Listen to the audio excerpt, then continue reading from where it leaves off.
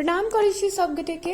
हम छी कीर्ति और आइ अहाँ सबके समक्ष मिथिला के धिया सिया गीत के प्रस्तुत करऽ जा रहल छी और आशा करब जे गीत अहाँ सबके नीक लागत।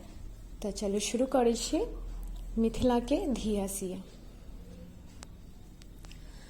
मिथिला के धिया सिया जगत जननी भेली, धरनी बनल सुर धाम है, धरनी बनल सुर धाम है।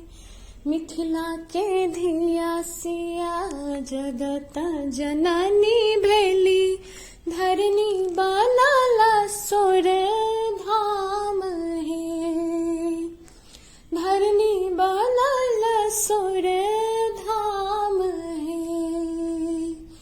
धन्य मिथिक भूमि घर घर ऋषि मुनि, धन्य मिथिक भूमि घर घर ऋषि मुनि। दुल्हा जगत पति राम है, धन्य मिथिक भूमि घर घर ऋषि मुनि। दुल्हा जगत पति राम है। मिथिला के धिया सिया जगत जननी भेली, धरनी बनल सुर धाम है, धरनी बनल सुर धाम है। कमला बहथी जत जीव रहथी तत, कमला बहथी जत जीव रहथी तत। कोशी गंगा गंडक के बखान है, कोशी गंगा गंडक के बखान है। मिथिला के धिया सिया जगत जननी भेली, मिथिला के धिया सिया जगत जननी भेली। धरनी बनल सुर धाम है, धरनी बनल सुर धाम है। हिमगिर केर घर गौरी के नैहर, हिमगिर केर घर गौरी के नैहर।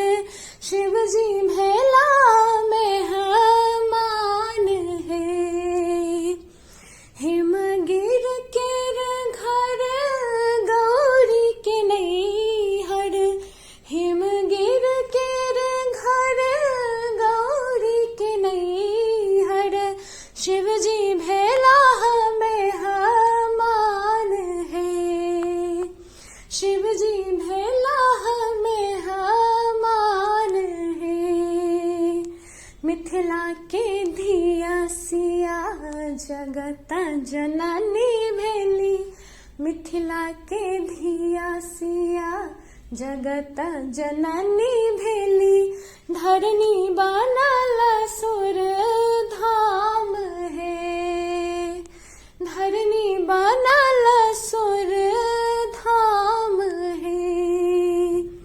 यज्ञ सौ तपल एकर कन कन सूची सूची, यज्ञ सौ तपल एकर कन कन सूची सूची। प्रदीपक जन्म स्थान है, यज्ञ सौ तपल एकर कन कन सूची सूची। प्रदीपक जन्म स्थान है। मिथिला के धिया सिया जगत जननी भेली, मिथिला के धिया सिया जगत जननी भेली।